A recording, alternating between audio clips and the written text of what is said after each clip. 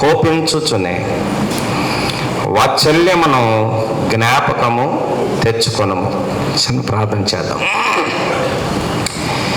కృపాసత్య సంపూర్ణమైన మా పరలోకపు తండ్రి, పరిశుద్ధుడైన దేవ, జీవాధిపతి, మీకు వందనాలు, స్తోత్రాలు.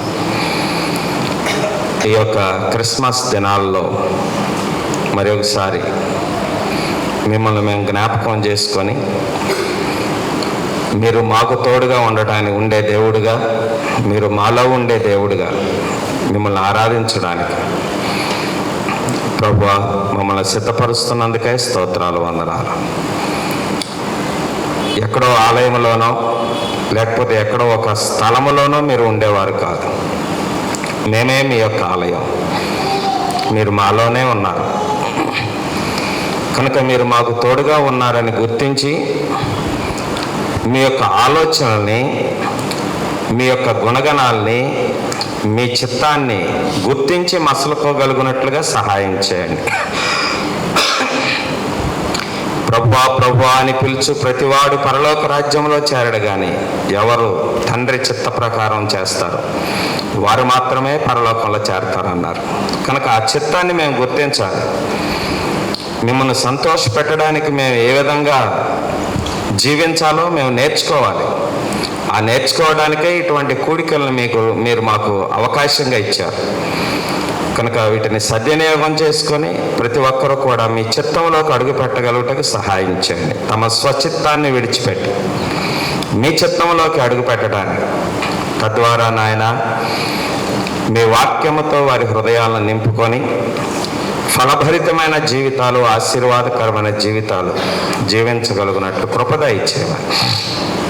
దీనిని ఆయన నాకు ఇచ్చిన ఈ అవకాశాన్ని బట్టి కూడా వందనాలు, స్తోత్రాలు చెల్లిస్తూ యేసు నామములో వేడుకొంచున్నాము తండ్రి, ఆమేన్. ప్రియులరా, ఈ వాక్య భాగాన్ని నేను తరచుగా ధ్యానించేటప్పుడు దేవుడికి కూడా కోపం వస్తుందా అని అనిపించింది నాకు. దేవుడికి కూడా కోపం వస్తుందా? అసలు వస్తే ఎందుకు వస్తుంది? అసలు రావాల్సిన అవసరం ఉంటుందా? మరి ఆ కోపాన్ని ఆయన ఎందుకు తెచ్చుకుంటాడు? కారణాలేంటి? ఇవన్నీ కూడా నేను చాలాసార్లు ఈ వాక్యాన్ని ధ్యానిస్తూనే ఉంటాను. మా మందిరంలో కూడా ధ్యానిస్తూ ఉంటాం. ఈ విషయాలు మనం అర్థం చేసుకోవాలంటే దేవునికి కోపం వస్తుంది. మరి అలాగంటే మరి ఆయన గుణ లక్షణాలు ఏంటి? ఆయన గుణ లక్షణాలని మనం బైబిల్ గ్రంథంలో చూస్తే చాలా బాగా రాయబడినాయి. చాలా మంచి గుణ లక్షణాలు కలిగిన మన దేవుని మనం ఆరాధిస్తున్నాం. ఆయన యొక్క గుణ లక్షణాలు ఏంటి అనేది మనం చూసుకుంటే చూడండి ఒకసారి 103వ కీర్తన 8వ వచనం నుండి చదవండి.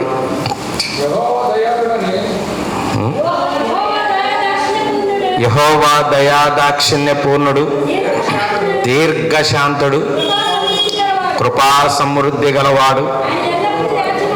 ఆయన ఎల్లప్పుడూ వ్యాజ్యమాడేవాడు కాదు. చాలు ఏమని ఉందండి అక్కడ? దేవుని యొక్క గుణ లక్షణాలు ఎంత చక్కగా వర్ణించాడు భక్తుడు. ఆయన దయాదాక్షిణ్యము కలిగిన వాడు, కృపా సమృద్ధి కలిగిన వాడు, దీర్ఘశాంతము కలిగిన వాడు. అసలు దీర్ఘశాంతము అనే దానికి అర్థం ఎక్కడన్నా ఉందంటే మన ప్రభు యొక్క స్వభావంలోనే కనపడు. ఎందుకంటే మనల్ని భరిస్తున్నాడు కాబట్టి.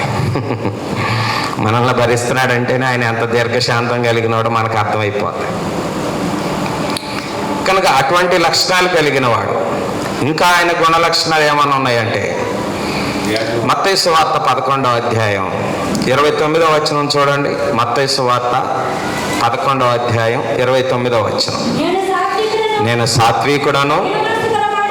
ఎటువంటి వాడట ఆయన? సాత్వికమైన స్వభావము కలిగిన వాడు. అంటే మృదువైన స్వభావం. సాత్వికమైన స్వభావం అంటే సులభముగా లోబడే స్వభావం, అందరినీ ప్రేమించే స్వభావం, పక్షపాతము లేకుండా ప్రేమించే స్వభావం, ఎవరికంటే తన్ను తాను గొప్పగా ఎంచుకునే మనసు కాదు. ఆయన గొప్పవాడైనప్పటికీ అది సాత్వికమైన మనసు. అటువంటి సాత్వికమైన మనసు కలిగిన వాడట. ఇంకేమన్నాడు? దీన మనసు కలిగిన వాడు, అంటే తన్ను తాను తగ్గించుకోవడానికి సిద్ధపడేవాడు. దేవునిలో ఇటువంటి గుణలక్షణాలు ఉన్నాయి కనుకనే ఆయన పరమను మహిమను విడిచిపెట్టి మనందరి కోసం ఈ లోకానికి వచ్చాడు. తను తాను రిక్తునిగా చేసుకున్నాడు. అదే భక్తుడైన పౌలు ఫిలిప్పీలకు రాస్తూ 2వ అధ్యాయం 6వ వచనం నుండి ఆ మాటలే రాశాడు. ఆయన దేవుని స్వరూపము కలిగిన వాడై ఉండి దేవునితో సమానముగా ఉండుట విడిచిపెట్టకూడని భాగ్యమని ఎంచుకొనలేదు కానీ మనుషుని పోలికగా పుట్టి దాసుని స్వరూపమును ధరించుకొని, అది ఆయన దేన మనస్సుని మనకి చూపించడానికి, మాదిరిని చూపించడానికి ఆయన చేసిన పని అది. కనుక చెప్పుకునే కొంతమంది చెప్పుకుంటూ ఉంటారు కానీ చెప్పుకున్న దానికి తగినట్టుగా వారి జీవిత విధానం ఉండదు, వారి పోలికలు ఉండవు. కానీ ఆయన ఏదైతే చెప్పాడో అది చేశాడు. ఇంకా యెషయా గ్రంథం 57వ అధ్యాయం 15వ వచనంలో చూస్తే ఆయన మహోన్నతుడైన వాడు, మహాగుణుడైన వాడు, నిత్య నివాసి అయిన వాడు అయినను మహోన్నతమైన స్థలములలో నివసించడానికి ఇష్టపడాడు కానీ వినయము గల వారి వద్దను వినయము గల వారిని ఉజ్జీవింపజేయుటకును నలిగిన వారిని ఉజ్జీవింపజేయుటకును వినయము గల వారి వద్దను దేన మనసు గల వారి వద్దను ఆయన నివసిస్తాడట. ఆయనకి అంత హోదా ఉన్నప్పటికీ, అంత స్థితి ఉన్నప్పటికీ ఆయన మాత్రం జీవించేది ఎక్కడంటే వినయము గల వారి మధ్య, దేన మనసు గల వారి మధ్య. ఎందుకంటే ఆయన గుణాలు అది కాబట్టి. Tell me your friend, I will tell you what you are అన్నారు. Tell me your friend, I will tell you what you are అంటే నీ స్నేహితుడు ఎవరో చెప్తే నువ్వేంటో నేను చెప్తాను అన్నాడు. అంటే ఆయనకు గుణగణాలు ఎవరితో అయితే ఉంటాయో వారితో ఆయన కలిసి జీవిస్తాడట. అది ఆయన యొక్క దీనత్వం, అది ఆయన యొక్క తగ్గింపు స్వభావం. అంత తగ్గింపు స్వభావం కలిగిన ఆయనకి, అంత దీనత్వం కలిగిన ఆయనకి మరి కోపం కూడా వస్తుందా? కోపం కూడా ఉందా ఆయనకి? ఎందుకు ఆయన కోపం వస్తుంది? ఆయన కోపంలో ఏముంది అనేది మనం తెలుసుకోవాలి. ఆయన కోపించడానికి అసలు కారణాలేంటి? ఒకసారి మనం కీర్తనల గ్రంథంలో 106వ అధ్యాయంలోనికి వెళితే, కీర్తనల గ్రంథం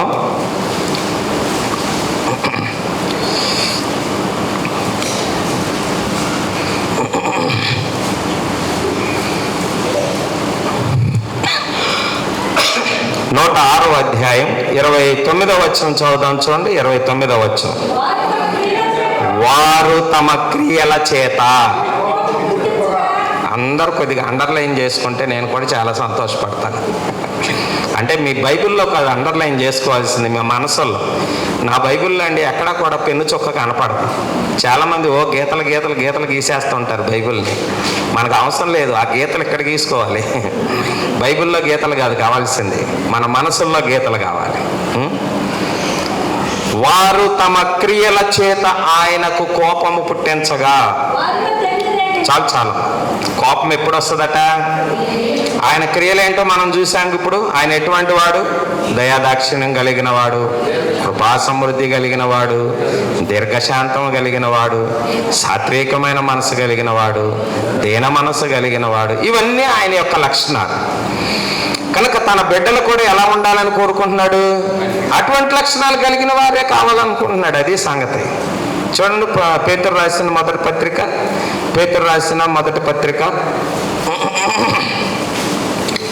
మొదటి అధ్యాయం, పేతురు రాసిన మొదటి పత్రిక మొదటి అధ్యాయం 14వ వచనం చదువుదాం. 14వ వచనం.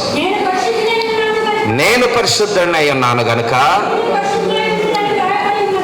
అంటే అర్థం నేను ఎలా ఉంటానో మీరు అలా ఉండాలి అని ప్రభు చెప్తున్నాడు. నేను ఎలా ఉండాలి, నేను ఎలా ఉంటున్నానో, నేను ఎలా ఉంటానో మీకు చెప్పాను కదా నేను. కనుక మీరు కూడా అలాగే ఉండాలి. అలా లేకపోతే మన క్రియలు ఆయనకి ఏం తెప్పిస్తాయట? కోపము తెప్పిస్తాయి. అలా ఉండాలని కోరుకుంటూ మనల్ని సన్నద్ధం చేయాలని అనుకుంటున్నాడు. ఎఫెసీయులకు రాసిన పత్రిక 5వ అధ్యాయం ఎఫెసీయులకు రాసిన పత్రిక 5వ అధ్యాయం 1వ వచనం చూడండి. ఎఫెసీయులకు రాసిన పత్రిక 5వ అధ్యాయం 1వ వచనం. కావున మీరు ప్రియులైన దేవుని పిల్లల వలె ఎవరిని పోలి నడుచుకోమన్నారు? ఒక యవనస్తుడు, నేను ఒక యవనస్తుల మీటింగ్కి వెళ్ళినప్పుడు, మీటింగ్ అంతా అయిపోయిన తర్వాత ఆ యవనస్తుడు నా దగ్గరకు వచ్చాడు. అయ్యా, నాకు సినిమాలు బాగా అలవాటు అయినాయండి, సినిమాలు మానలేకపోతున్నానండి అన్నాడు. నేను అప్పుడు అడిగాను, అసలు మొదటి నుంచి నీకు సినిమాలు చూసే అలవాటు ఉందా అని అడిగాను. మొదటి నుంచి నీకు సినిమాలు చూసే అలవాటు ఉందా అంటే, లేదండి, నేను చాలా భక్తి కలిగిన కుటుంబంలో పుట్టానండి, మా అమ్మ నాన్నలు నాకు చిన్నప్పటి నుంచి నాకు సినిమాలు అలవాటు చేయలేదండి.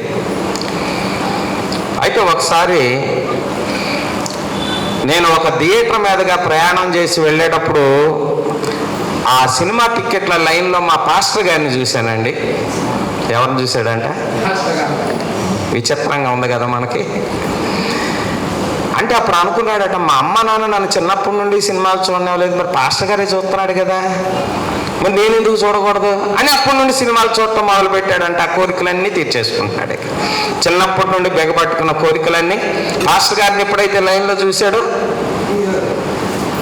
కానీ ప్రియులారా, పాస్టర్ గారు కూడా మనిషే. మనం చూడవలసింది ఎవరినట? దేవునిని. దేవునిని పోలి నడుచుకున్న పాస్టర్ గారిని చూసి నడుచుకోవడం చాలా మంచిది. కానీ కొంతమంది ఉన్నారు, సేవ చేస్తూ ఉంటారే కానీ సేవకు తగ్గ లక్షణాలు వారు అలవర్చుకోలేరు. కనుక వారి బలహీనతలు చూసి మనం వారి బలహీనతల్లో మనం పడకూడదు, అది జ్ఞాపకం చేసుకోవాలి. అదే పౌలు కూడా అంటాడు చూడండి ఒక మాట, కొరింథీయులకు రాసిన మొదటి పత్రిక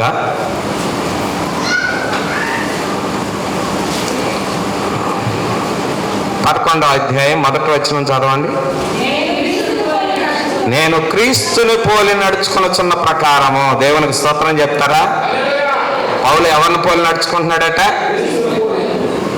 ప్రభు నన్ను పోలి నడుచుకోమన్నాడు కాబట్టి నేను కూడా ఆయన్నే పోలి నడుచుకుంటున్నాను. కనుక నేను అలా పోలి నడుచుకుంటే అప్పుడు మీరు నన్ను పోలి నడుచుకోండి అన్నాడు. ఒకవేళ క్రీస్తుని పోలి నడుచుకోకపోతే ఆయన తప్పుడు అడిగేశాడు కదా అని మనం కూడా తప్పుడు అడుగులేస్తామా? వేయకూడదు. సంగమా, జాగ్రత్త సుమా. మనం చూడవలసింది క్రీస్తుని కానీ మనుషుల్ని కాదు. క్రీస్తుని పోలి నడుచుకున్నప్పుడు ఆయనకి ఏం చేస్తాడట? కొన్నిసార్లు మన మీద కోపం వస్తుందట. ఆయన మన క్రియలు సరిగా లేకపోతే,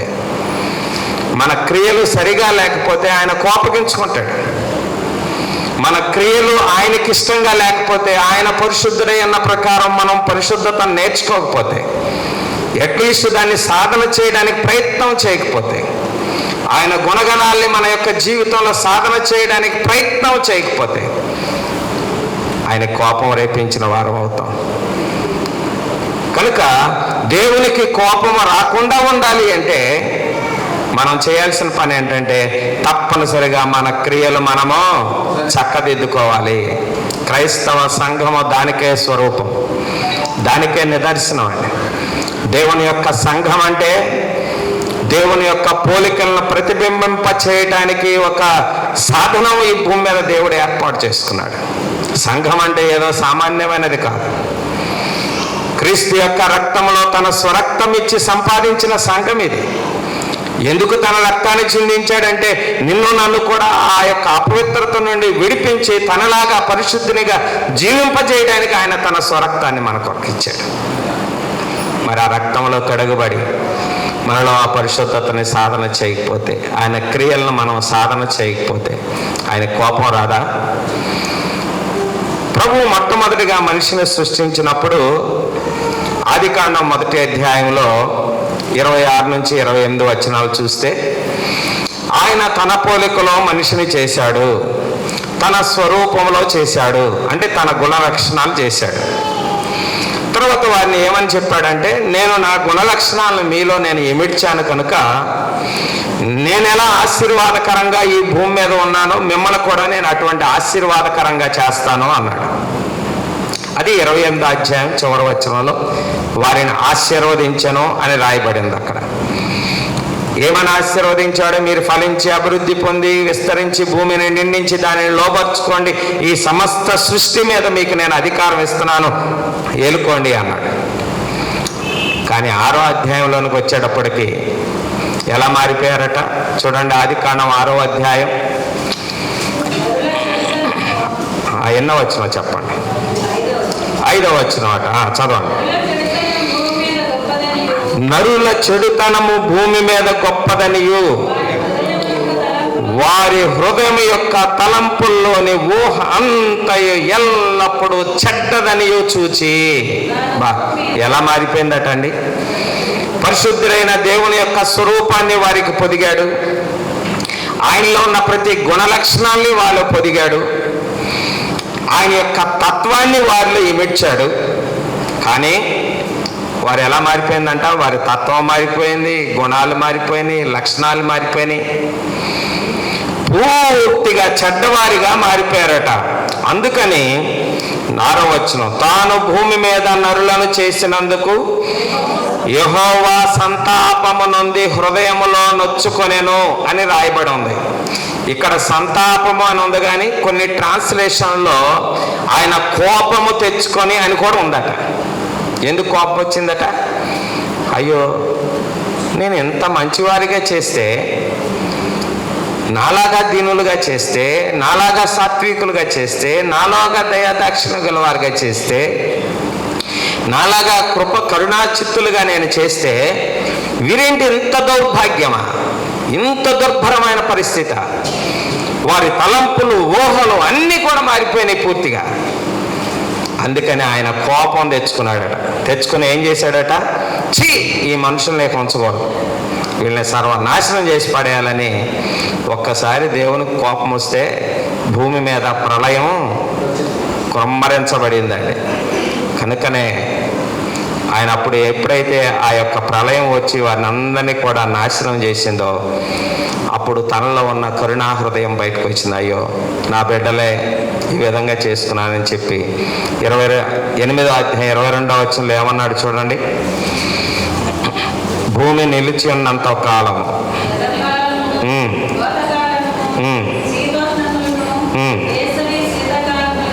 తర్వాత 9వ అధ్యాయం 16వ వచనం, ఈ ధనస్సు మేఘములో ఉండును, నేను దాన్ని చూచి దేవునికి నీ భూమి మీద ఉన్న సమస్త శరీరాలలో ప్రాణము గల ప్రతి దానికి మధ్య నిత్య నిబంధనను జ్ఞాపకము చేసుకుందును అన్నాడు. ఏమిటా యొక్క నిబంధన? వారి పాపమైతే నాకు కోపము తెప్పించింది, కానీ వారి ప్రవర్తన అయితే నాకు కోపం తెప్పించింది, కానీ నేను ఆ నిబంధనను జ్ఞాపకము చేసుకొని నాలో ఉన్న వాత్సల్యతను నేను బయటికి తీసుకొస్తానన్నాడు. దేవునికి స్తోత్రం చెప్పాలి. అప్పటి నుండి ఆయన ఏం చేయటం మొదలు చేశాడట, కృపను చూపించడం మొదలుపెట్టాడు. దయతోనే మానవాళిని రక్షించుకోవడానికి ప్రణాళికను మొదలుపెట్టాడు. తన నుంచి విడిపోయి, తన యొక్క గుణ లక్షణాలు విడిపోయి చెడ్డదైన ఈ తరాన్ని మరలా ఒక మంచి తరముగా మార్చుకోవడానికి ఒక ప్రణాళిక మొదలుపెట్టాడు. ఆ ప్రణాళికలో భాగమే ఆమె మన కొరకు ఒక కుమారుని కనును. అందుకే కీర్తనకారుడు ఒక మాట అన్నాడు చూడండి. కీర్తనల గ్రంథం 30వ అధ్యాయం 5వ వచనం చదువుదాం చూడండి. కీర్తనల గ్రంథం 30వ అధ్యాయం 5వ వచనం. ఎంతసేపట? నిమిషానికి మించిందంటే మనకు సూర్యుడిని ఇచ్చాడు కదా దేవుడు. సూర్యుడిని ఇచ్చాడు, సూర్యచంద్రుల్ని ఇచ్చాడు. సూర్యుని యొక్క అగ్ని చాలా తీక్షణంగా ఉంటుంది. మనం అలా చూడటానికి కూడా సాహసం చేయలేం, కళ్ళు కాసేపు కనపడవు. అంత తీక్షణమైన అగ్ని కలిగిన ఆ సూర్యుడు 1 సెంటీమీటర్ లేదా 1 mm, జస్ట్ 1 mm కిందకి దిగాడంటే భూమి భస్మం అయిపోద్దట. లేదు 1 mm పైకి వెళ్ళాడు అనుకోండి, భూమి అంతా కూడా గడ్డగడ్డకు పోద్దట. అంటే అది ఎక్కడ ఉండాలో, ఎలాగ ఉండాలో దేవుడు నిర్ణయించి మానవాళికి కావలసిన వాతావరణాన్ని ఆయనే ప్రసాదిస్తా ఉన్నాడు. అలాగే ఆయన కోపం కూడా 1 నిమిషం పెరిగింది అనుకోండి, భూమి ఏమైపోద్ది? భస్మం అయిపోద్ది అంతే. కనుకనే భక్తుడు అన్నాడు, ఆయన కోపము కేవలము ఒక నిమిషం మాత్రమే ఉంటుందట. అలా కీర్తన గ్రంథం 78వ అధ్యాయం, కీర్తన గ్రంథం 78వ అధ్యాయం 38వ వచనం కూడా చదువుదాం, చూడండి. ఆయన వాత్సల్యత సంపూర్ణుడై వారిని నశింపజేయక వారి దోషములను పరిహరించువాడు.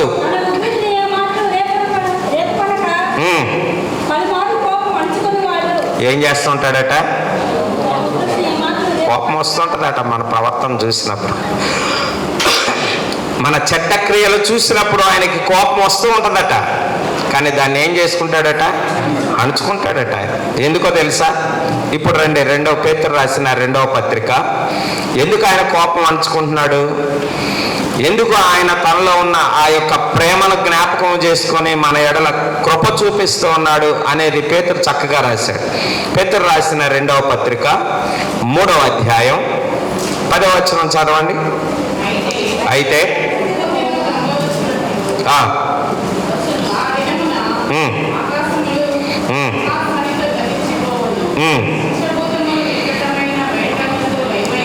పౌను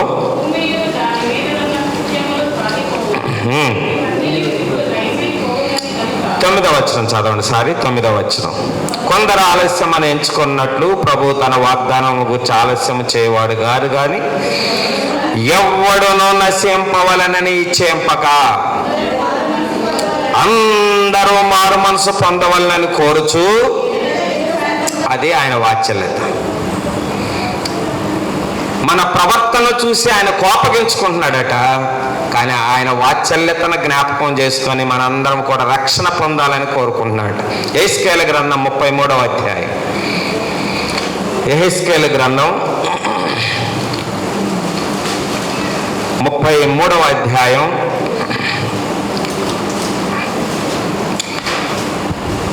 11వ వచనం చదువుదాం. 11వ వచనం. కాగా వారితో ఇట్లనము, నా జీవముతోడు దుర్మార్గుడు తన దుర్మార్గత వల్ల మరణించుటందుట నాకు ఇష్టము లేదు.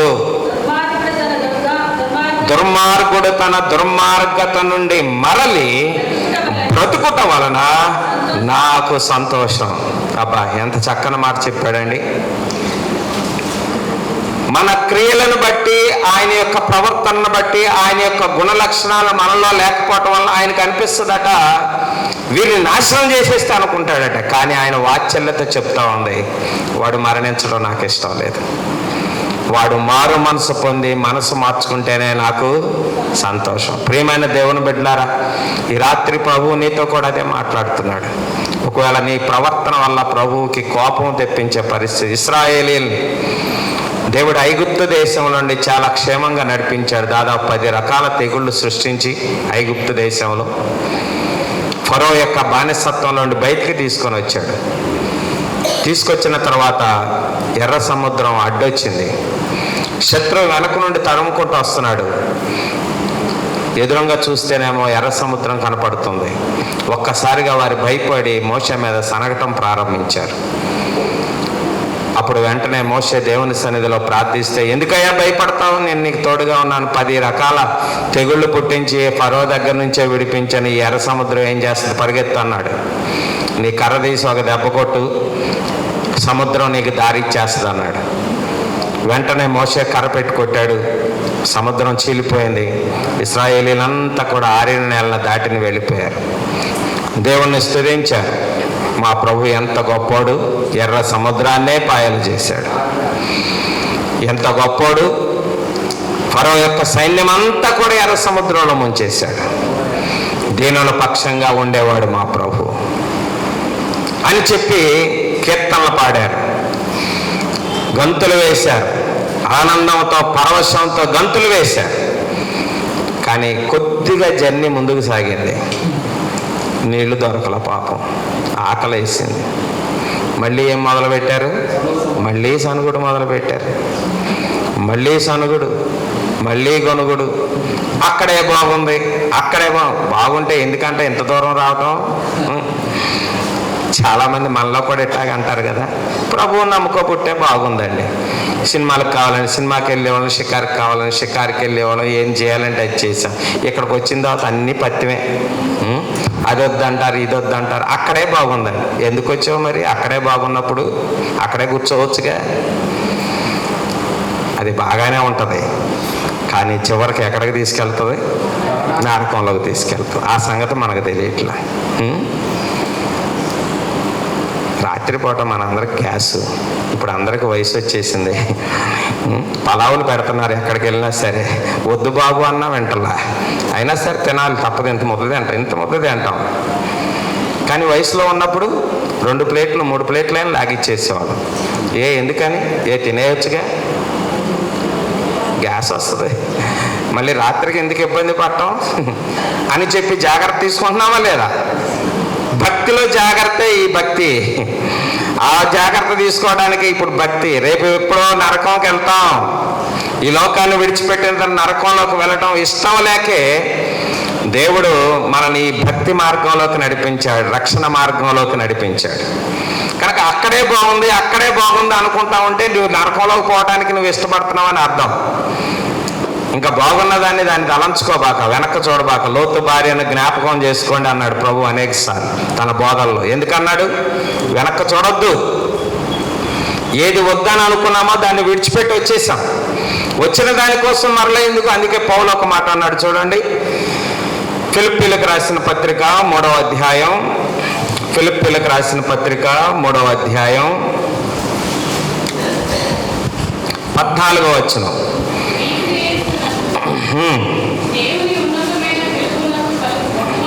13 కూడా చదవమ్మా. సహోదరులారా, నేను ఇదివరకే పట్టుకుని ఉన్నానని తలంచుకోను, అయితే ఒకటి చేయుచున్నాను, వెనుక ఉన్న వాటిని మరచి అని అక్కడ ఒక నెంబర్ వేసి కింద రాశాడు చూడండి. మరచి అంటే అర్థం ఏంటంటే లక్ష్య పెట్టక, అది దాని అర్థం. ఇంకా వెనుకున్న వాటిని మనం ఇక మళ్ళీ లక్ష్య పెట్టవలసిన అవసరం లేదు. అక్కడ బాగుంది, ఇక్కడ బాగుంది, పీతలు బాగున్నాయి, లేకపోతే నక్కలు బాగున్నాయి అని మనం అన్నవసరం లేదు. రాగాలు దీనవసరం లేదు. మందిరంలోకి వచ్చి ఏది బాగోదనుకుని వచ్చామో ఇక దాన్ని విడిచిపెట్టేయడం, ఇక అంతే. దానివల్ల మనకు ప్రయోజనం లేదు. ఆత్మ సంబంధమైన యాత్రలోనికి మనం ప్రవేశించిన తర్వాత మరలా దేవునికి కోపం తెప్పించేవారిగా మనం ఉండకూడదు. కానీ ఇశ్రాయేలీలు ఏం చేశారట? ప్రతి విషయంలో ఆయనకి కోపం తెప్పిస్తూనే ఉన్నారు. తద్వారా ఏం జరిగింది? అరణ్యములోనే మొత్తం రాలిపోయారు. యెహోషువ, కాలేబు తప్ప ఇద్దరు తప్పితే ఎవ్వరు కూడా పాలుతేనలు ప్రవహించే దేశంలో ప్రవేశించలేదు. ప్రియమైన దేవుని బిడ్డలారా, కానీ ఇప్పుడైతే దేవుడు మనకు బుద్ధి చెప్పి మనమందరం పరలోకంలోకి వెళ్ళాలని కోరుకుంటున్నాడు. దేవునికి స్తోత్రం చెప్పండి. తిమోతి రాసిన 2వ పత్రిక, తిమోతి రాసిన 2వ పత్రిక 2వ అధ్యాయం, మొదటి పత్రిక 2వ అధ్యాయం 4వ వచనం చూడండి. 4వ వచనం. అందరూనా కొందరా? అక్కడ కాలేబు, యెహోషువ మాత్రమే ప్రవేశించారు పాలుతేనలు ప్రవహించే దేశంలో. కానీ ఇప్పుడైతే తన కృపా వాత్సల్యము చేత మనలను జ్ఞాపకం చేసుకొని తన కోపాన్ని ఆయన అణుచుకొని ఏం చేస్తున్నాడట? ఇప్పుడైతే అందరూ కూడా, మనుషులందరూ రక్షణ పొంది సత్యమును గూర్చి అనుభవ జ్ఞానము కలవారై ఉండవలనని ఆయన ఇచ్చేయించున్నాడు. ప్రియమైన దేవుని బిడ్డ, ఒక్కరు నశించడం కూడా ఆయనకి ఇష్టమో లేదు. కనుక నీ ఎడల నా ఎడల ఆయన వాత్సల్యం చూపిస్తా ఉన్నాడు. నీ ఎడల నా ఎడల ఆయన ప్రేమ చూపిస్తా ఉన్నాడు. కనుక ఆయన ప్రేమను నీవు అర్థం చేసుకొని, ఆయన వాత్సల్యతని నీవు అర్థం చేసుకొని ఆయన పాదముల దగ్గర కూర్చుంటే నీకే మంచిది, నీకే ఆశీర్వాదం. రేపు పరలోకంలో నీకు ఒక స్థలాన్ని ఆయన సిద్ధపరిచి నేను ప్రేమతో ఆహ్వానిస్తాడు. నాకు బైబిల్లో బాగా నచ్చే ఒక సంఘటన ఉంది. మరి ఎంతమంది దాని గురించి ధ్యానం చేశారో కానీ, స్టెఫను దేవుని యొక్క వాక్యాన్ని బోధించాడు కదా. బోధించినప్పుడు అక్కడ ఉన్న వారందరికీ చాలా కోపం వచ్చేసింది. చాలా కోపం వస్తే, ఈ పనికి మనలోడు మాకు కాని దేవుని గురించి ప్రచారం చేస్తూ ఈ విధంగా చేస్తున్నాడని చెప్పి అతన్ని రాళ్లతో కొట్టి చంపేస్తారు. చూడండి ఒకసారి అపోస్తుల కార్యం 7వ అధ్యాయంలో, అపోస్తుల కార్యం 7వ అధ్యాయం, పట్టణం వెలుపలికి అతను వెళ్ళగొట్టి రాళ్లతో చంపిరి.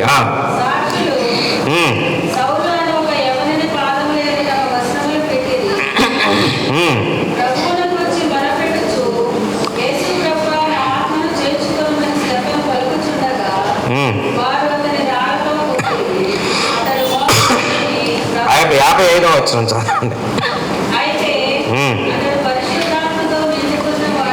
పరిశుద్ధాత్మతో నిండుకున్నవాడై ఆకాశం వైపు తేరి చూచి దేవుని మహిమను, యేసు దేవుని కుడిపార్శ్వమందు. నేను వాస్తవంగా యేసుక్రీస్తు వారు ఎక్కడ కూర్చొని ఉన్నాడు? దేవుని కుడిపార్శ్వంలో కూర్చుంటాడని మన అందరికి తెలుసు కదా. కానీ స్టెఫనుని రాళ్లతో కొట్టి చంపుతుంటేట యేసుక్రీస్తు ఎలా ఉన్నాడట? ఆయన నిలవబడి ఉన్నాడట. ఎందుకు నిలవబడి ఉన్నాడు? తన దాసుడు పరలోకానికి రాబోతున్నాడు, ప్రేమతో ఆయనకి ఆహ్వానం పలుకుదామని సింహాసనం మీద కూర్చున్న ఆయన లేచి నిలబడ్డాడట. అంటే తన యొక్క భక్తులు తన కొరకు జీవించి నిజంగా తన యొక్క కృపను అర్థం చేసుకొని, తన యొక్క ప్రేమను అర్థం చేసుకొని, వారి యొక్క జీవితాలని ఫలభరితంగా చేసుకుంటే వారి కొరకు ఆయన కూడా లేచి నిలబడతాడట. ఎంత గొప్ప అనుభవం అండి! మరి నీ కొరకు నా కొరకు ఆయన లేచి నిలబడగలుగుతాడా? ఎప్పుడు ఆయన నిలబడగలుగుతాడంటే ఆయన వాత్సల్యతను నీవు సద్వినియోగం చేసుకోవాలి, ఆయన ప్రేమను నీవు సద్వినియోగం చేసుకోవాలి. ఈనాడు ఎంతమంది మనుషులు ఆయన ప్రేమను మనం సద్వినియోగం చేసుకోగలుగుతున్నాం? ఆయనకి కోపము తెప్పించే మన యొక్క ప్రవర్తన ఎంతమంది చక్కదిద్దుకోగలుగుతున్నాం? మన క్రియలను ఎంతమంది చక్కదిద్దుకోగలుగుతున్నాం? ప్రభువు మన నుంచి కోరుకునేది ఒక్కటే. చూడండి ఒకసారి సామెతల గ్రంథం. ప్రభు అసలు మనిషి దగ్గర నుంచి ఏం కోరుకుంటాడు? మనిషి ఏమి ఇవ్వాలనుకుంటున్నాడు? మనిషి యొక్క ఆలోచన ఎలాగుంది, ప్రభు యొక్క ఆలోచన ఎలాగుందో ఒకసారి చూద్దాం. చూడండి మనుషుల యొక్క ఆలోచన ఎలాగుంది అంటే 11వ వచనం చదువుతాం. యెషయా గ్రంథం 1వ అధ్యాయం 11వ వచనం. యెహోవా సెలవిచ్చిన మాట ఇదే, విస్తారమైన మీ బలులు నాకేలా, దహన బలులకు పొట్టేళ్లును బాగుగా మేపిన దూడల కొవ్వును నాకు వెక్కసమాయను. కోడెల రక్తమందైనను, గొర్రె పిల్లల రక్తమందైనను, మేకపోతుల రక్తమందైనను నాకు ఇష్టం లేదు అని కింద పండగలు ఆచరించుకుంటూ, విశ్రాంతి దినాలను ఆచరించుకుంటూ, సమాజ కూటాలను ఆచరించుకుంటూ మీరు వస్తున్నారు. ఇవన్నీ బాగానే ఉన్నాయి. కానీ 15వ వచనం ఏమంటున్నాడు చూడండి. మీరు చేతులు చాపునప్పుడు మిమ్మల్ని చూడక నా కన్నులు కప్పుకొందును, మీరు బహుగా ప్రార్థన చేసినాను నేను వినను, మీ చేతులు రక్తముతో నిండి ఉన్నవి. ఎలా ఉన్నారట? కానుకలు ఇచ్చో, డొనేషన్స్ ఇచ్చో, మొక్కుబళ్ళు ఇచ్చో. ఒకసారి ఒక సహోదరి వచ్చింది నా దగ్గరికి. అయ్యా, నేను ప్రభు దగ్గర ఇలా మొక్కుకున్నానండి, నేను ఇవ్వాలనుకుంటున్నానండి అంది. అప్పుడు నేను ఆమెతో చెప్పిన మొట్టమొదటి ఏంటంటే, నువ్వు మొక్కుకున్న దాన్ని ప్రభువుకి ఇవ్వాలనుకుంటున్నావు, కానీ ప్రభువు కూడా ఒక మొక్కుకున్నాడు. ఏంటో తెలుసా? నీ జీవితం మారాలని మొక్కుకున్నాడు. మరి మారావా అన్న? మారు మనసు పొందావా? మారు మనసు పొందకుండా దేవుని మందిరంలోకి వచ్చి నేను మొక్కుబడి చేశానండి, లేకపోతే నేను అది ఇవ్వాలనుకున్నానండి, ఇది ఇవ్వాలనుకున్నా. ఎవరు తెమ్మన్నాడు నేను నీ కానుకలు? ఎవరు తెమ్మన్నాడు నీకు ఈ చందాలు? అవి కాదు కదా దేవునికి కావాల్సింది. ముందు ఆయన కావాల్సింది ఏంటంటున్నాడంటే, మీ చేతులు కడుక్కోండి. 16వ వచనం. మిమ్మును కడుక్కొనుడి, శుద్ధి చేసుకొనుడి, మీ దుష్క్రియలు నాకు కనపడకుండా వాటిని తొలగించుకోండి, కీడు చేయటం మానండి, మేలు చేయ నేర్చుకోండి, అప్పుడు నా దగ్గరికి రండి. అసలు చేయకోకుండా కొసలు ఎన్ని తీసుకొస్తే నేనేం చేయగలుగుతాను? ముందు మీ స్వభావాన్ని మార్చుకోండి, మీ ప్రవర్తన మార్చుకోండి, మీ ఆలోచన సరళిని మార్చుకోండి. మీ ప్రవర్తన సరిగా లేకపోవటం వల్ల దీర్ఘశాంతం కలిగిన నాలోనే మీరు కోపాన్ని పుట్టిస్తా ఉన్నారు. కనుక నా కోపాన్ని చల్లార్చి నా వాత్సల్యతను సద్వినియోగం చేసుకునే జీవితాలు మీరు సంపాదించుకోండి. ఎప్పుడు ఆయన వాత్సల్యత సద్వినియోగం చేసుకున్నట్టంటే మన దుష్క్రియలు మనం ఏం చేయాలట? కడుక్కోవాలి. మన హృదయాలు కడుక్కోవాలి, మన ఆలోచనలు కడుక్కోవాలి. కీడు చేయటం మాని మేలు చేయడం నేర్చుకోవాలి. ఈనాడు ఎంతమంది సమాజంలో ఇటువంటి వారు ఉన్నారండి? కీడు చేయడానికి అలవాటు పడిపోయిన సమాజం మధ్య మనం ఉన్నాం. మోసాలకి, రకరకాలైన అన్యాయాలకి అలవాటు పడిపోయిన సమాజంలో ఉన్నాం. అసలు మోసాన్ని మోసంగా కూడా గుర్తించలేని దౌర్భాగ్యమైన స్థితిలో ఉన్న సమాజం మధ్య మనం ఉన్నాం. కీడుని కీడుగా కూడా గుర్తించలేని దౌర్భాగ్యమైన సమాజం మధ్య మనం ఉన్నాం. అటువంటి సమాజంలో కూడా క్రీస్తు సంఘములో ఉన్న నీవు ఎలా ఉండాలట? జీవవాక్యాన్ని చేతపట్టుకుని దేవుని కొరకు జ్యోతిలాగా ఉండాలి. దేవునికి స్తోత్రం చెప్పండి. అటువంటి సమాజం మధ్య మనం ఉన్నాం. కానీ ఆ సమాజం యొక్క పోకడ మన జీవితాల్లోకి రాకుండా చూసుకోవడానికి దేవుడు నిన్ను ఈ సంఘంలోకి నడిపించాడు. తన వాత్సల్యతను నీవు సద్వినియోగం చేసుకొని, యోనాకి ప్రభు చెప్పాడు, నినవే పట్టణానికి వెళ్ళాయా, వాళ్ళు నాకు చాలా కోపం తెప్పిస్తున్నారు, వారి ప్రవర్తన వల్ల నేను విసిగిపోతున్నాను. యోనా, ఒకసారి నువ్వు వెళ్ళి నా స్వభావాన్ని గురించి వాళ్ళకి చెప్పు, నా లక్షణాల గురించి వారికి చెప్పు, వారు ఎలా జీవించాలని నేను కోరుకోవాలనుకుంటున్నాను, నువ్వు చెప్పయ్యా యోనా అని అన్నాడు. యోనాకు ముందు అనిపించింది, వీళ్ళు మూర్ఖమైన వక్ర జనం, నేను వెళ్ళి చెప్తే వాళ్ళు వింటారా, ప్రభు ఎందుకు ఇటువంటి ఆలోచన చేస్తాడు అని అనుకున్నాడు. అనుకుని ప్రయాణాన్ని రూట్ మార్చుకున్నాడు. నినవే పట్టణానికి వెళ్ళకోకుండా తర్షీషుకు వెళ్ళడానికి సిద్ధపడ్డాడు. సరే, దేవుడు ఎలాగోలా మన ఆయనకి మళ్ళీ మనసు మార్చి జ్ఞానోదయం కలిగించి మొత్తానికి నినవే పట్టణానికి నడిపించాడు. చేప ద్వారా బుద్ధి చెప్పి నినవే పట్టణానికి నడిపించాడు. నడిపించిన తర్వాత యోనా వెళ్ళి అక్కడికి వెళ్ళి ప్రకటన చేశాడు. ఏమనంటే, ఇదిగో నినవే పట్టణమా, మీరు చాలా పాపంలో ఉన్నారు, మీరు దేవునికి కోపము పుట్టిస్తా ఉన్నారు, కనుక ఆ కోపం యొక్క ఉగ్రత ఎంత భయంకరంగా ఉంటుందో తెలుసా, ఈ నినవే పట్టణం సర్వనాశనం అయిపోతుంది, దేవుని యొక్క ప్రచండమైన కోపము అగ్ని ఆకాశం నుండి కురిపించబడుతుంది, మీరు మార్చుకుంటే మీకే మంచిది అని చెప్పాడు. వారందరూ ఏం చేశారో తెలుసా, పెద్ద చెప్పావులే అయ్యా, నువ్వు చెప్తే మేము మారాలా, మాకు బాగా తెలుసులే అని అన్నారా? ఏం చేశారు చూడండి ఒకసారి. యోనా గ్రంథం 3వ అధ్యాయం.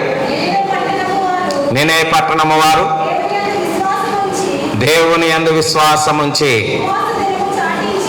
ఉపవాస దినము చాటించి ఘనులేమి అల్పులేమి అందరూ గోనె పట్ట కట్టుకొని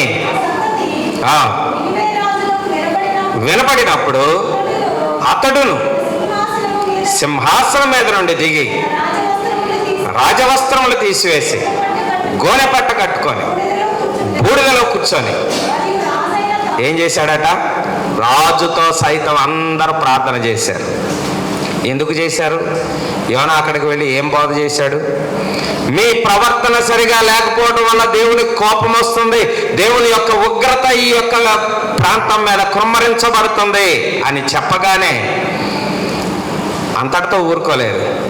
దేవుని ప్రేమ వాత్సల్యాన్ని గురించి కూడా వారికి బోధించి ఉంటాడు. దేవుడు ఎంత కరుణ కలిగాడు. ఎందుకంటే యోనా యొక్క మాటల్లోనే అక్కడ మనకు కనపడుతుంది. చూడండి ఒకసారి యోనా గ్రంథంలో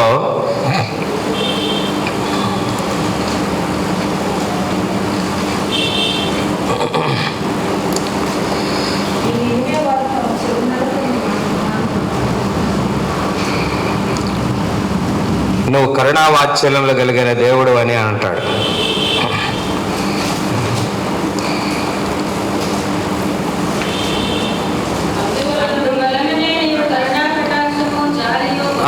అవును, 4వ అధ్యాయం 2వ వచనం. యెహోవా, నేను నా దేశమందుండగా ఇట్లు జరుగునని నేను అనుకుంటేని కదా, అందువలననే నీవు కటాక్షమును జాలియు బహుశాంతమును అత్యంత కృపగల దేవుడు అయి ఉండి పశ్చాత్తాపడి కీడు చేయక మానదు అని నేను తెలుసుకొని.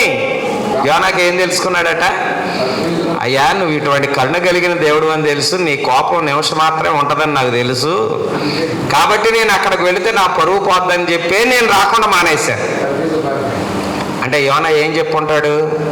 దేవుడు కరుణా వాత్సల్యములు కలిగిన దేవుడు, మీరు గనక మీ ప్రవర్తన మార్చుకుంటే, మీ క్రియలను మార్చుకుంటే, మీ స్వభావాలు మార్చుకుంటే, ఆయన నిమిషం మాత్రమే తన కోపం ఉంచుకొని మీ మీద వాత్సల్యతను చూపిస్తాడని ప్రకటన చేస్తుంటారు. జ్ఞానం కలిగిన నినివే పట్టణం వారు ఏం చేశారట? గోనె పట్టగట్టుకుని ఉపవాసం ఉండి ప్రార్థన చేయడం మొదలుపెట్టారు. ప్రియమైన దేవుని బిడ్డలారా, ఈనాడు మన సంఘాల్లో కూడా దేవుని సేవకులు ఎంతోమంది వచ్చి ఈ వార్తను ప్రకటిస్తూ ఉన్నారు. కానీ ఎంతమంది మారు మనసు పొంది తమ జీవితాలను చక్కదిద్దుకొని ప్రభు యొక్క కోపాన్ని చల్లార్చడానికి ప్రయత్నం చేస్తూ ఉన్నారు. ఇక్కడ మాత్రం చాలా భక్తి కలిగిన వారిలాగా ఉంటాం, కానీ బయటకు వెళ్ళిన తర్వాత మనకు అసలు స్వరూపాలు బయటకు వస్తూ ఉంటాయి, అసలు రూపాలు బయటకు వస్తూ ఉంటాయి. కనుక దేవుని యొక్క వాత్సల్యతను మనం సద్వినియోగం చేసుకోకపోతే దేవుని యొక్క కోపానికి తప్పనిసరిగా గురికాక తప్పదు. నమ్మి బాప్తిసం పొందినవాడు రక్షించబడును, నమ్మని వానికి శిక్ష తప్పించగలిగిన వారు ఎవరు కూడా లేరు. కనుక శిక్ష నుండి మనం తప్పించుకోవాలి అంటే ఆయన వాత్సల్యతను మనం సద్వినియోగం చేసుకోవాలి. ఏ మంచి లేని నిన్నో నన్ను ఆయన ప్రేమించి తన కోపాన్ని అణుచుకొని నీ మీద నా మీద ఆయన తన ప్రేమను కృమ్మరించాడు. కనుకనే మానవ రూపంలో ఈ లోకానికి వచ్చి మనందరి యొక్క పాపముల కొరకే ఆ కల్వరి శిలువలో తన యొక్క ప్రాణాన్ని అర్పించాడు. ఏ పాపము లేనివాడు. పిలాతు అంటున్నాడు, ఆ నీతిమంతుడు అంటున్నాడు, ఈ నీతిమంతుని యొక్క రక్తాపరాధం నా మీద ఉండకుండునుగా, కానీ తన చేతులు కడుక్కుంటున్నాడు. నీతిమంతుడని తీర్పు చెప్పాడు. పిలాతు భార్య అంటుంది, అయ్యా నీతిమంతుని జోలికి వెళ్ళబోకయ్యా, నాకు పీడకలలు వస్తున్నాయి అని చెప్పింది. అందరూ నీతిమంతుడని సాక్ష్యం ఇచ్చారు, కానీ ఆ నీతిమంతుడు ఆయన మీద ఎందుకు ఆ శిలువ భరించవలసి వచ్చిందంటే నిన్ను నన్ను రక్షించి ఆ పరలోకంలోకి తీసుకుని వెళ్ళాలని, మనందరి పాపం నుండి విమోచించి రక్షకుడుగా మనందరినీ రక్షించాలని, విమోచకుడుగా మనందరినీ విమోచించాలని ఆయన తన్ను తాను యాగము చేసుకున్నాడు, తన్ను తాను రిక్తును చేసుకున్నాడు. శిలువ మరణము పొందినంతగా విధేయత చూపించాడు. సిలువలో సాగింది యాత్ర, కరుణామయుని దయగల పాత్ర. సిలువలో సాగింది యాత్ర, కరుణామయుని దయగల పాత్ర. ఎవరి కోసమా జగతి కోసమే, ఈ జనుల కోసమే, ఎవరి కోసమా ఈ జగతి కోసమే, ఈ జనుల కోసమే సిలువలో సాగింది యాత్ర, కరుణామయుని దయగల పాలుగారే దేహము పైన పాపాత్ముల కొరడాలెన్నో, పాలుగారే దేహము పైన పాపాత్ముల కొరడాలెన్నో, నాట్యమాడినాయి నడివీధిలో నడిపాయి, నాట్యమాడినాయి నడివీధిలో నడిపాయి, నోరు తెరువలేదాయి ప్రేమ, బతులు పలుకలేదాయి ప్రేమ, నోరు తెరువలేదాయి ప్రేమ, బదులు పలుకలేదాయి ప్రేమ. హల్లెలూయా. నీ కొరకు నా కొరకు ఆయన నోరు తెరవకుండా బొచ్చు కత్తిరించు వాని ఎదుట గొర్రెపిల్ల ఏ విధంగా మౌనంగా ఉందో ఆ విధంగా మౌనముగా ఉండి తన వాత్సల్యతను తన ప్రేమను మన అందరి ఎడల చూపించాడు. ఎందుకంటే మనందరం రక్షణ పొందాలని. మనందరం కూడా పరలోక రాజ్యంలో చేరాలి. ఒక్కరు కూడా నశించడం, నరకానికి వెళ్ళడం ఆయనకి ఇష్టం లేదు. కనుకనే మనందరి పాపాలు ఆయన నెత్తి మీద వేసుకొని మన కొరకు ఆయన బలి అయిపోయాడు.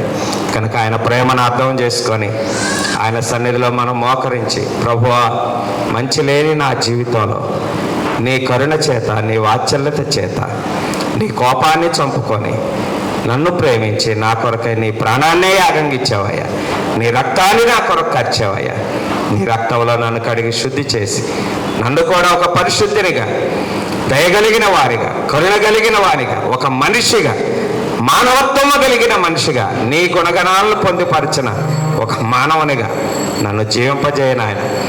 ఈ క్రిస్మస్ దినాల్లో నన్ను అలా రూపాంతరం చెందించి ప్రభు అని ప్రభు సన్నిధిలో ప్రార్థన చేద్దాం. మోకరించండి, చిన్న ప్రార్థన చేద్దాం. ప్రియ ప్రభువా, మీకు స్తోత్రాలు. గొప్ప దేవా, మా ప్రవర్తనను బట్టి మీరు కోపగించుకున్నప్పటికీ కానీ మీ ప్రేమను బట్టి మా ఎడల వాత్సల్యత చూపిస్తున్నారు. అందుకే మీకు స్తోత్రాలు. కనుక మీ వాత్సల్యం చేతనే మేము మరణించడం మీకు ఇష్టం లేక, మేము నశించడం మాకు ఇష్టం లేక, మా కొరకు ఆ కలువరి శిలువలో మీరు యాగమైపోయారు ప్రభు. దున్నబడ్డారు, కొట్టబడ్డారు, ఉమ్మివేయబడ్డారు, కానీ ఎక్కడ కూడా నోరు తెరవలేదు. ఒకవేళ మీరు ఆనాడు ఆ హింసించే వారి మీద మీరు కోపగించుకుని ఉంటే ఈనాడు మేము రక్షణ పొందగలిగే వారం కాదు నాయన. దానిలో మీ ప్రేమ ఎంతో మీరు మాకు బయలుపరిచారు. కనుక ఆ ప్రేమను, ఆ వాత్సల్యతను మేము సద్వినియోగం చేసుకొని మా బ్రతుకులను కూడా శుద్ధి చేసుకొని చక్కదిద్దుకొని మీరు ఆశించిన స్థాయిలో మీ చిత్తాన్ని గుర్తించి సాగిపోవడానికి ఈ మీ బిడ్డలందరికీ సహాయం చేయమని, సంఘాన్ని దీవించి ఆశీర్వదించండి. ఈ సంఘాన్ని నడిపిస్తూ మీతో అంటుగట్టడానికి, ఫలభరితమైన విశ్వాస జీవితంలోనికి నడిపించడానికి ప్రయాసపడుతున్న మీ దాసుని, వారి కుటుంబాన్ని కూడా మీరే దీవించమని యేసు నామములో వేడుకొంచున్నాం తండ్రి, ఆమేన్. వేణుగోపాల్ రెడ్డి గారు మనకు గ్రీటింగ్స్ తెలియజేస్తారు.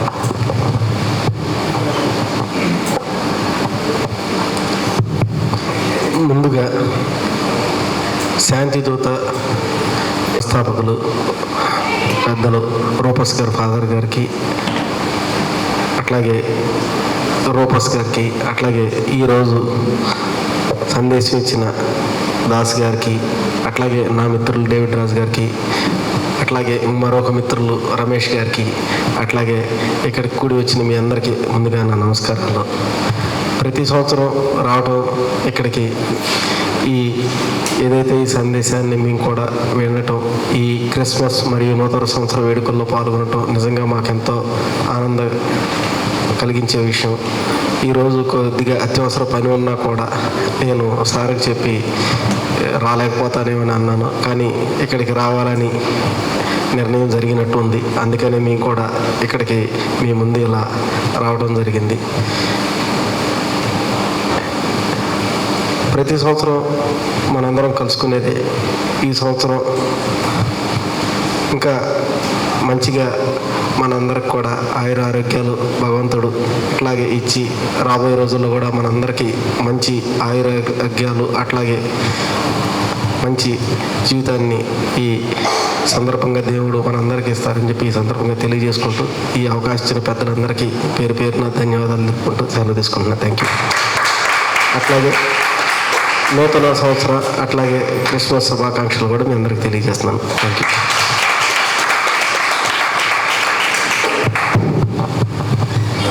Thank you very much Venugopal Reddy గారు.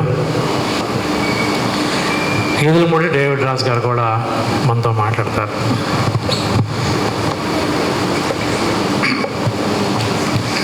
ఈ రోజున శాంతిదూత మినిస్ట్రీస్ వారి ప్రతి సంవత్సరం మనం జరుపుకుంటున్నట్టుగా క్రిస్మస్ ఉత్సవాలు, అదేవిధంగా నూతన సంవత్సరానికి స్వాగతం పలుకుతూ ఏర్పాటు చేసినటువంటి ఈ కార్యక్రమ నిర్వాహకులు సోదరులు రూఫస్ గారు, అదేవిధంగా ఇప్పటివరకు మరి మంచి దైవ సందేశాన్ని మనకి అందించినటువంటి దైవజనులు దాసు గారికి, అదేవిధంగా మా సహోదరులు వేణుగోపాల్ రెడ్డి గారికి, అట్లాగే మలవరపు రమేష్ గారికి, ఈ సంఘం అంతటికి కూడా ముందుగా హృదయపూర్వక వందనాలు తెలియజేసుకుంటూ మరి ఈ మంచి కార్యక్రమంలో ప్రతి సంవత్సరం కూడా ఎన్ని కార్యక్రమాలు ఉన్నప్పటికీ ఇక్కడికి రావడం అనేది ఒక ప్రత్యేకత. మరి దేవుని మందిరంలో మనందరి మధ్య, సంఘం మధ్య కొంత సమయాన్ని వెచ్చించడం అనేది అదృష్టంగా భావిస్తూ ఉన్నాం. ఎందుకంటే ఈ రోజున మరి లోక తీరు చూస్తే అనేక రకమైనటువంటి భయాందోళనలతో, రకరకాలైనటువంటి ఇబ్బందులతో కొనసాగేటువంటి జీవితాలు ఉన్నాయి. మరి వాటన్నిటిని కూడా మనం ప్రశాంతంగా జీవించాలి, మనం తోటి వారికి బైబిల్ ప్రకారం మనం సహాయం చేయాలి, మంచిగా జీవించాలంటే ఖచ్చితంగా మనం అందరం కూడా బైబిల్ తెలుసుకొని ఉండాలి. దేవుడు చెప్పినటువంటి ఆ మంచి వాక్యాల్ని మనం అనుసరించి పాటించగలిగితే ఖచ్చితంగా మనం కూడా మరి ఇది మనకి ఇక్కడ ఉన్నతమైనది అశాశ్వతమైనటువంటి ఈ జీవనయాత్ర. ఇక్కడ మనకి ఎన్ని ఆస్తులున్నా, ఎన్ని కార్లు ఉన్నా, ఎన్ని బంగ్లాలు ఉన్నా అదంతా కూడా శాశ్వతమే. అంతిమంగా మనం దేవుని రాజ్యంలో చేరాలంటే కనుక, శాశ్వతమైన పరలోక రాజ్యంలో ఖచ్చితంగా దేవుణ్ణి వెంబడించాలి, ఆయన వాక్యానుసారంగా మనం అందరం జీవించాలి. దాని కొరకై మరి ఇవాళ దైవజనులు మనందరికి కూడా ఎంతో, అంటే కొంచెం మన్నించాలి, ఆలస్యమైంది. ఆయన పూర్తి సందేశాన్ని కూడా వినలేకపోయాం, కొంచెం లాస్ట్లో వచ్చాం. అయితే మరి ఆయన దైవజనులుగానే కాకుండా సామాజిక స్పృహతో మరొక హాస్టల్ను రన్ చేస్తూ దాంట్లో పేద పిల్లలకి ఉచితంగా చదువుకోవడానికి మరి ఎంతో అవకాశాన్ని కల్పిస్తున్న వారి సేవ ఇంకా మరింతగా ముందుకెళ్ళాలి. దేవుడు మరింతగా వారిని ఆశీర్వదించి ఎంతోమందికి సహాయకారిగా ఉండాలని చెప్పి మనస్ఫూర్తిగా కోరుకుంటున్నాను. అదేవిధంగా రూఫస్ గారు చాలా కాలం, గత 30 ఏళ్ళుగా పరిచయం, ఒక సహోదరులాగా ఎటువంటి ఇబ్బంది ఉన్నా కానీ ఫోన్ చేసినా వెంటనే స్పందించి దానికి సంబంధించినటువంటి మంచి మాటలు చెప్తూ మమ్మల్ని రాజకీయంగా కానీ లేకపోతే దైవికంగా కానీ ముందుకెళ్ళడానికి ఎంతో సహాయ సహకారాలు అందిస్తూ ఉన్నారు. అదేవిధంగా వారికి స్ఫూర్తి మరి మనం ఏ హాల్ అయితే సైమన్ మెమోరియల్ ట్రస్ట్ హాల్లో నుంచున్నామో వారి తండ్రి గారైనటువంటి కొలికపూడి సైమన్ గారు. మరి ఆ రోజుల్లో ఇంత మీడియా కానీ ఈ మాధ్యమాలు కానీ ఏమీ లేవు. అప్పుడే ఆయన మరి కరపత్రాల ద్వారా దేవుని సేవ చేయాలని నిశ్చయించుకొని మరి ప్రజలందరికీ కూడా సువార్త నేరుగా అందించలేని వారికి కూడా వివిధ ప్రాంతాలు, దూర ప్రాంతాలలో కూడా కరపత్రాల ద్వారా, అదేవిధంగా పోస్టు ద్వారా కూడా ఎంతోమందికి వారి సేవని విస్తరింపజేశారు. అనేకులు మరి దేవుని వైపు నడిపించబడటానికి వారి సేవ ఎంతో అమూల్యమైనది.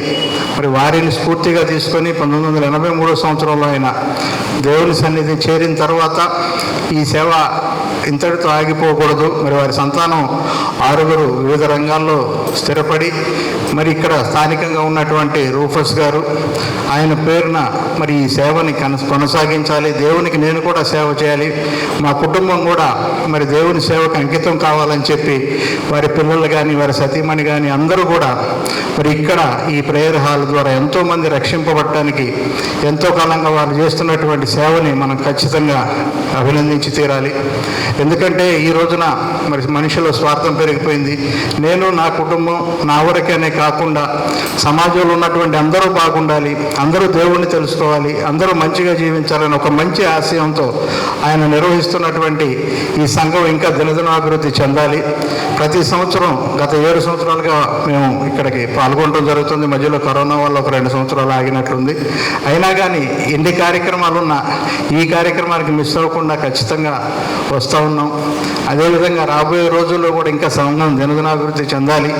అదేవిధంగా రూఫస్ గారి సేవలు మరింతగా విస్తృతపరిచి ఈ సంఘం అభివృద్ధి కొరకు మీరందరూ కూడా మరి సంఘం పట్ల ఉన్నటువంటి ప్రేమతో ఇక్కడికి వస్తున్నందుకు మీ అందరూ కూడా హృదయపూర్వకమైనటువంటి ధన్యవాదాలు తెలియజేస్తూ మమ్మల్ని ఇక్కడికి ఆహ్వానించినటువంటి సంఘం అంతటికి, ముఖ్యంగా రూఫస్ గారి కుటుంబ సభ్యులందరూ కూడా ధన్యవాదాలు తెలియజేసుకుంటూ సెలవు తీసుకుంటాం. Thank you.